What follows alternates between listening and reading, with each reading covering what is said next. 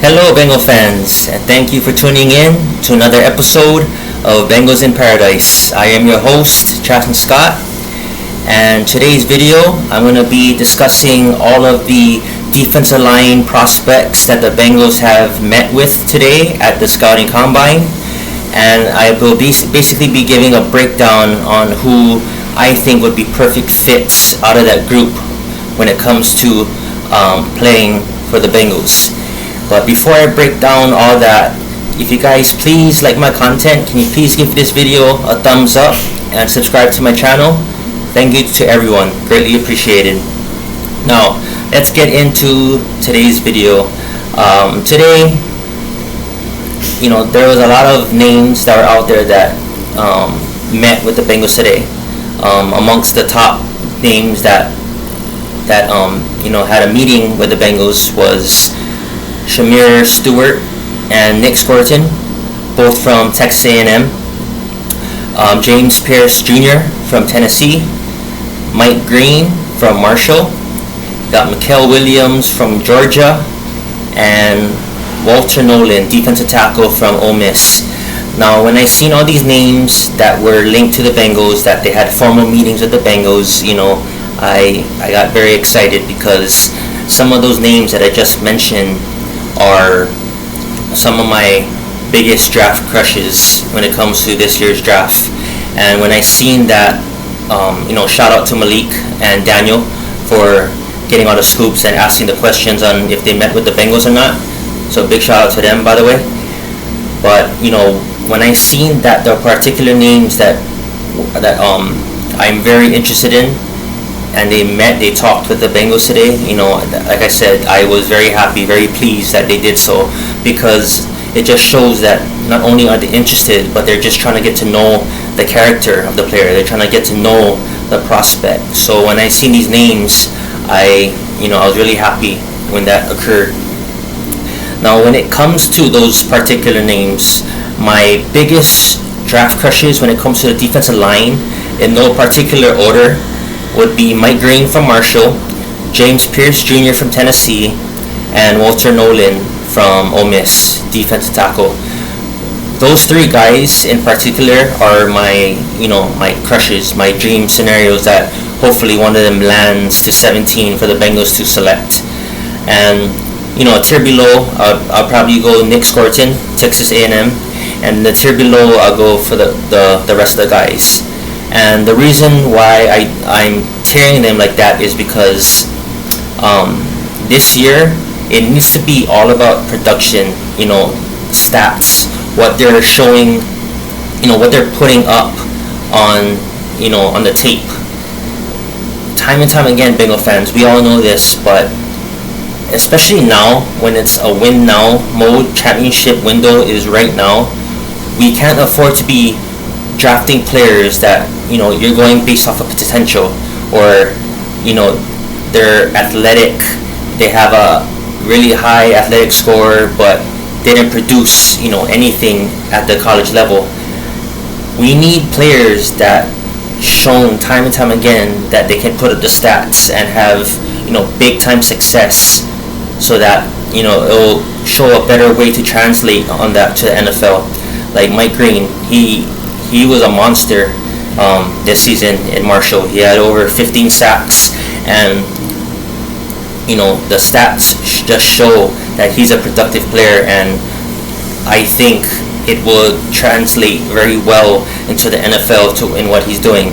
Same goes to James Pierce Jr. He has the stats to back it up. He had a really good back-to-back years in Tennessee, and with Walter Nolan, he maybe has some character issues. That's what has been said about him, but I don't know. But that's why the Bengals are doing their due diligence in finding out a lot about this guy's character, whether or not he's motivated, whether or not he's not motivated. All these type of traits that the Bengals are trying to look for, and that's why I'm happy that all of my draft crushes when it comes to the edge and interior, they were talking to the Bengals, so I'm happy to see that.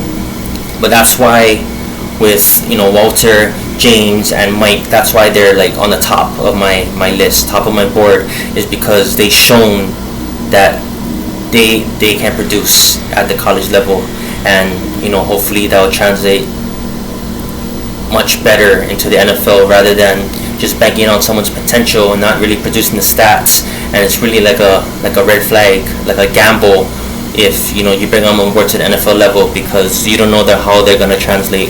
So that's why those three draft prospects in particular, that's why I'm really banking on and hoping one of them can slide to pick 17. And the other guy too that is kind of like Bengal fans are on the fence with whether or not they would love him at 17 or they wouldn't even touch him at 17, and that's Nick Scorton from Texas A&M.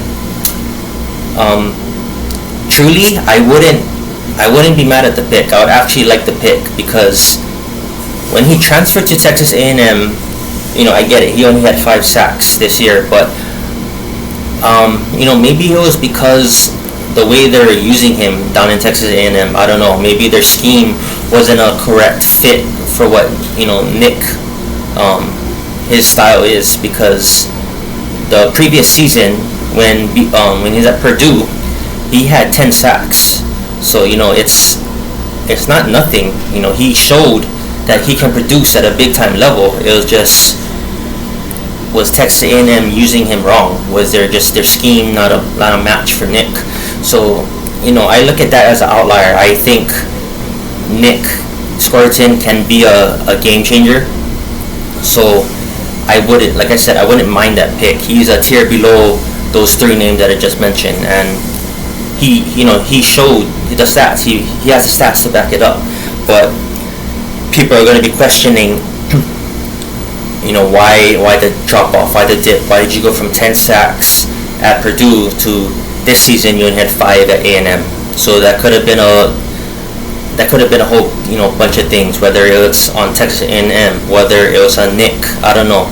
But that's what the Bengals are doing their due diligence for, because they're trying to find the reasonings behind all that.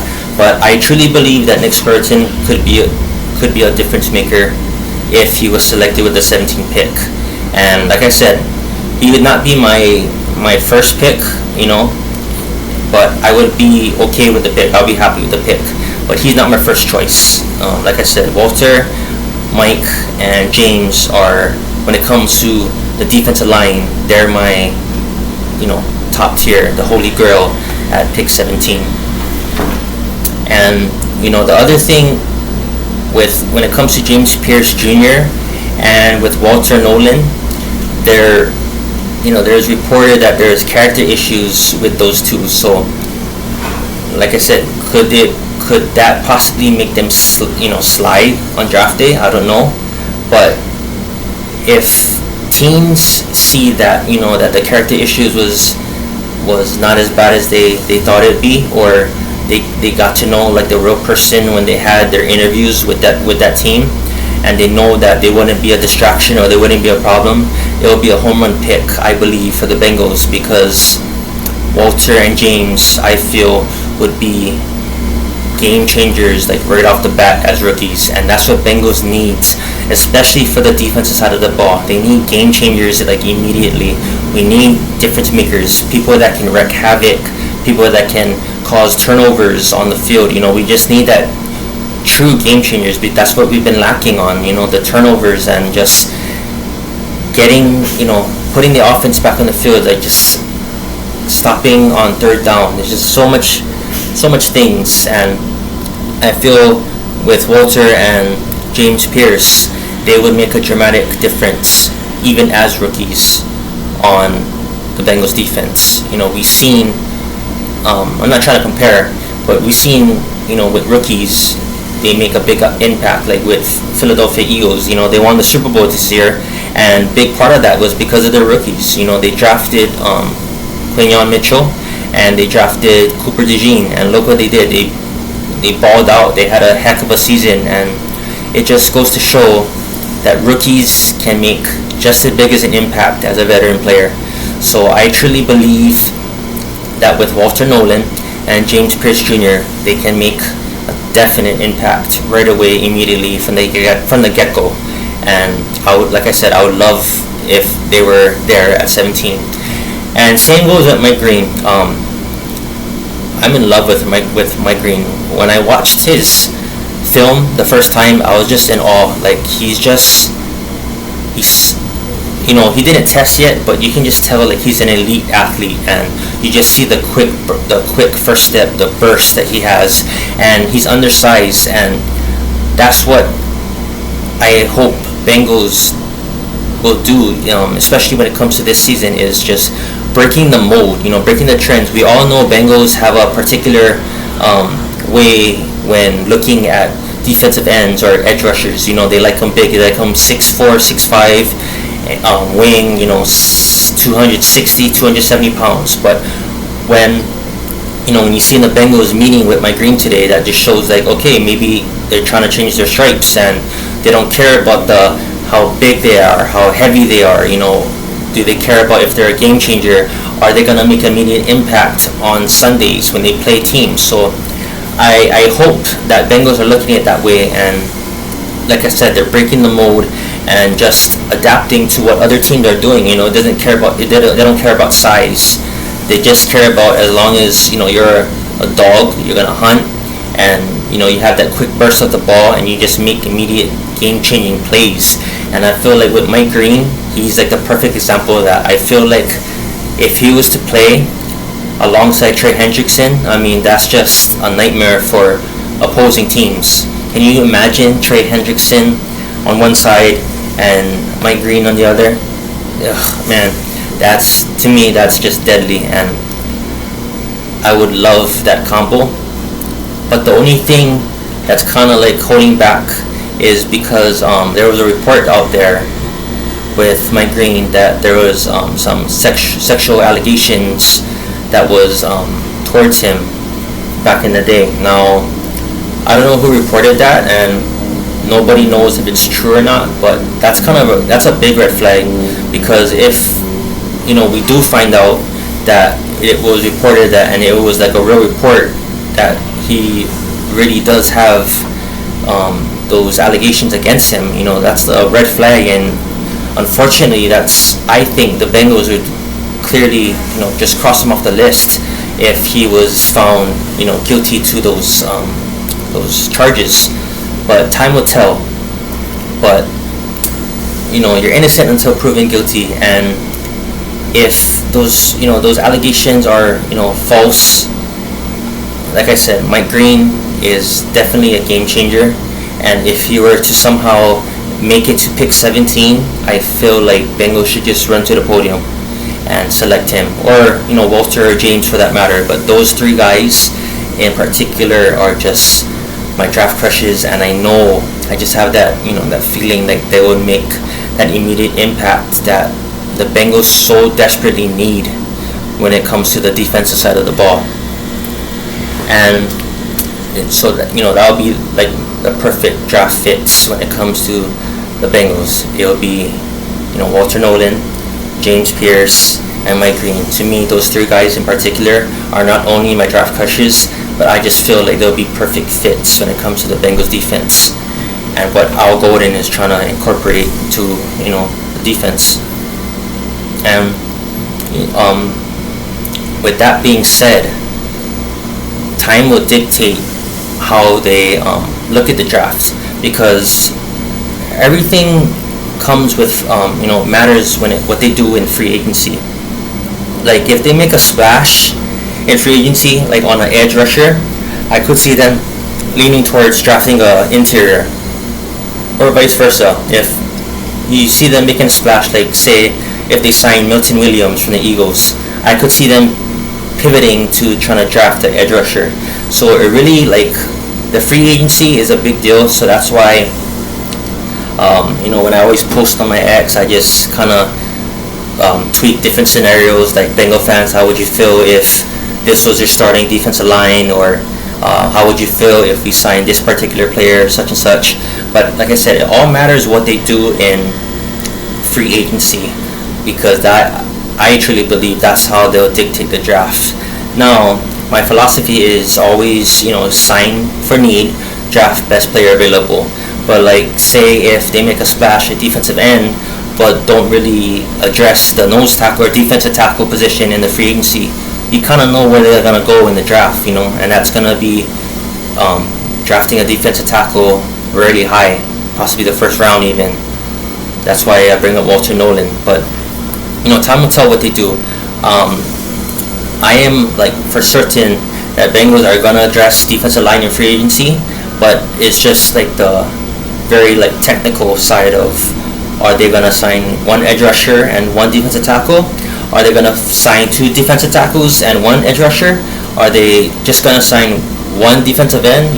Like there's just different scenarios. So time will tell with how Bengal fans like kind of see which path they're trying to take, and that's exciting. And free agency is almost here, 12 days away. Yeah, 12 days away, and it's an exciting time. In my previous videos, I had some free agent targets on who I think Bengals should target and would be perfect fits. Like if they were to sign edge rusher, I truly believe Bengal fans, it's like a love-hate on the fence with this particular player because he hasn't shown, hasn't been consistent. But like Chase Young, I feel like he'll be a perfect fit for the Bengals, and he's someone that won't command a lot of money. You probably get him for like a 3-year deal, 16, 17 million annually. And if they were to sign him, like I said, will they also attack defensive tackle in free agency as well, or will they just settle and thinking like, oh, you know what, maybe we can get a Walter Nolan, or if not him, like a Derek Harmon in the draft? I just hope they don't look at it that way, because I really want them to draft BPA.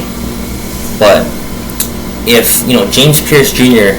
is staring at you in the face, if Mike Green was staring at you in the face, if a Walter Nolan was staring you at the face, I feel like they would be BPA, automatically if he was there at pick 17.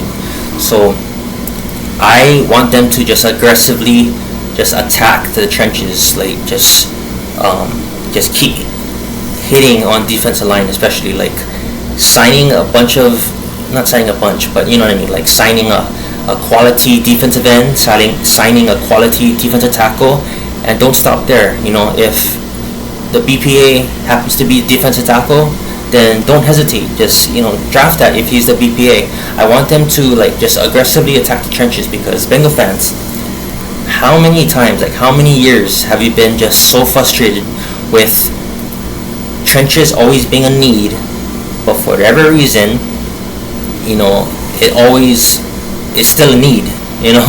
It's like they don't address it like fully, and that's what's frustrating for the Bengal fan base. Like I get you, like how many, like I said, I don't know how many seasons we always stress like the same talk about fixing the offensive line, fixing the defensive line, and they're not doing enough, and we still have to bring it up every single off season. So I just hope that the Bengals can change their stripes, so to speak, and really attack the trench position, because like we all know, trenches is so important. I would argue that the trenches is like the second most important position besides quarterback, obviously being number one. But trenches, you need to have that. I mean, Eagles just showed you the perfect example. They won the Super Bowl because of the trenches. They have excellent play at the offensive line, and they also have excellent play at the defensive line. Just gotta keep attacking that, and don't be scared to, like, if you feel comfortable that you have that amount of guys, don't feel comfortable. Like, just keep attacking. Even though if you have enough players, who cares? If the BPA happens to be defensive tackle or edge rusher, draft them. Make the depth full, make it deep, so that you can have a healthy rotation, and just everybody can just wreak havoc on game day. So that's what I hope Bengals do. And like I said, 12 days from now, we're gonna find out a lot about what the Bengals are trying to do, because free agency is around the corner, and it's an exciting time, and I can't wait. So that's basically all I got for today's video. I want to be probably making more episodes as the time goes on, especially with the combine here, and Bengals will be meeting with multiple guys at the scouting combine, more positions. Today it was just defensive line and linebackers. They're probably going to be meeting with cornerbacks, safeties, offensive line, receivers, running backs. Just so much positions that I feel Bengals are going to have formal meetings with, and I'll be breaking all that and much more on more episodes of Bengals in Paradise. But until then, Bengal fans, I hope you enjoyed this video, and like I said, if you guys can please give this video a like and subscribe to my channel. Thank you to everyone. Have a great day, and I'll see you guys later. Hoo day.